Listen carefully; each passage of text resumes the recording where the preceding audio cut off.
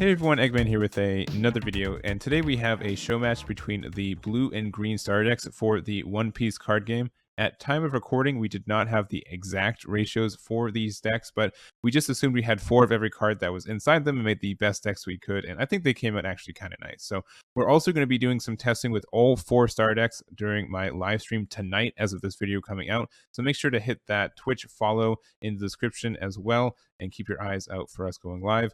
Also, we'll be giving away these promo packs during those streams, so that is I think, a pretty good reason to check them out. If you guys can't make it tonight, or you do not win, make sure to check out our other streams where we're going to be streaming One Piece at least once a week for every week in July. So a lot of opportunities to see some gameplay as well as to win some packs and everything else. So, and as well, if you guys like this One Piece content, please make sure to hit the like and subscribe button.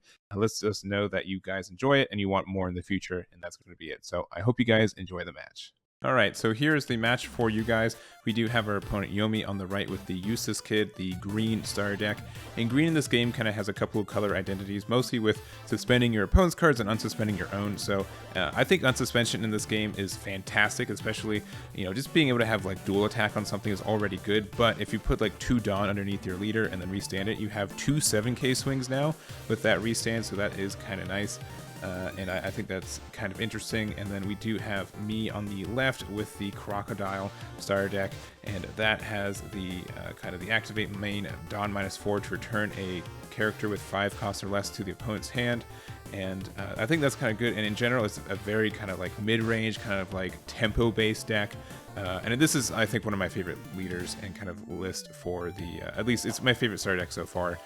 It seems very, very strong based on my testing with it. So going first, we do have just the 1 Dawn, and we pass from there. And then for Yomi, they do get the 2 Dawn there, tapping the 2 to play the Aandroidd. Dawn ×1, if you have 3 more characters, this card gains plus 2k power. And then we do play the Sentomaru for 3, and this is such a strong card. If this card survives and you can, start doing stuff with it, you get a lot of value throughout the game with it too. So going to Yomi's Dawn for turn, deciding what to play there, and it looks like it is going to survive, playing the Apu, which is a super counter because it does a plus 2k counter there.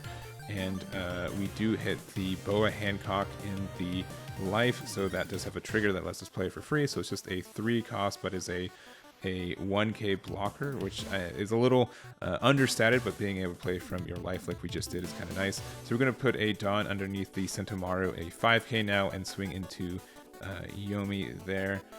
And so it is a tie, so she would have to counter out of it, and it's fine. So going down to 3. We do swing our leader as well. They do counter out with it with the veto, and then I will play the Sentomaru 2 activated ability to play the Pacifista from the deck.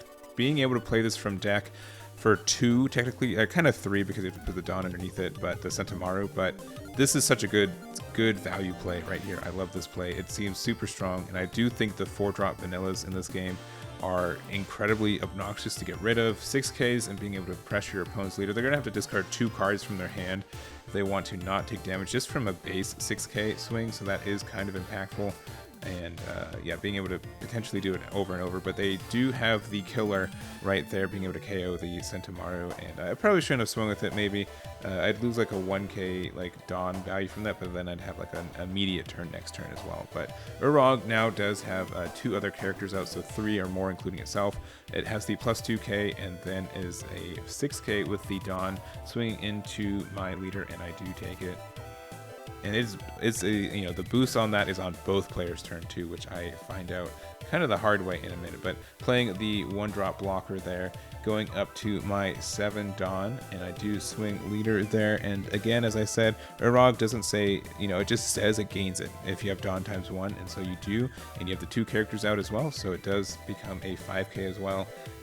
Yomi deciding if they want to save it, and they will with the Trafalgar Law. I think you kind of want to keep that, especially since you could restand the Aandroidd with it. So try to swing into it again with the Pacifista, block it, and then I don't really have much more interaction. So playing 2 of the 3-drop 5k vanillas and just kind of passing the turn there.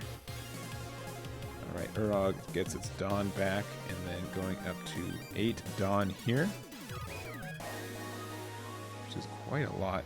And something that I've noticed, like the green and red decks both don't have like a lot of like Dawn minus abilities to put the Dawn back, and I think that's kind of I think that ability to kind of you tap out to like 10 Dawn very easily in this game if you don't have those abilities. So putting another Dawn underneath it again, so it will become a 6k again on swing, and then for 2 playing a Straw Sword, which lets us rest our 3-drop vanilla, and then another killer there to pop it, getting living up to its name, already getting 2 targets down. And let's see what happens there. So Urog's going to swing in a large 6k at our Pacifista, and I kind of want that to survive, so I believe I decide to counter out of that. This get a lot of value, especially since if this, you know, if this lives, which we do because we do counter with a buggy, they'd have to invest another Dawn into like their leader just to have another shot to KO it. So I believe the 2 more underneath the leader, so they are going to try swinging to it. We're going to block with Boa Hancock because we do want that Pacifista to live, and we pass from there. Going up to 9 here. Yeah, 9 Dawn is quite a bit, especially since we do have our Dawn minus ability. So for 4, we're going to play Martial Teach. On play, return a character that costs 3 or less to their owner's hand. None of them are great, though we will get the killer back to hand, especially since the Opu just like you know, has the plus 2k counter from hand. But we bounce the other one back with our leader ability, and then it doesn't have 2 characters left, so Urog, it just becomes a 3k again. We get to swing over it with our 3, even though we know it's going to die to a killer next turn if they want to invest the Dawn into it. We're going to swing the Pacifista into leader 6k. They do take it. And then swinging leader into leader as well, 5k to 5k. And going down to 1, playing another Edward Weevil, seeing all of our 3-drop vanillas, and passing the turn there with 2 open. This is the 10 Dawn turn for Yomi, so this is the most Dawn that she will see for the rest of the game. Again, I don't think there's any Dawn minus cards in the green list, so once you cap out, you do cap out. But 10 is a lot. You got to do a lot of things with 10 Dawn.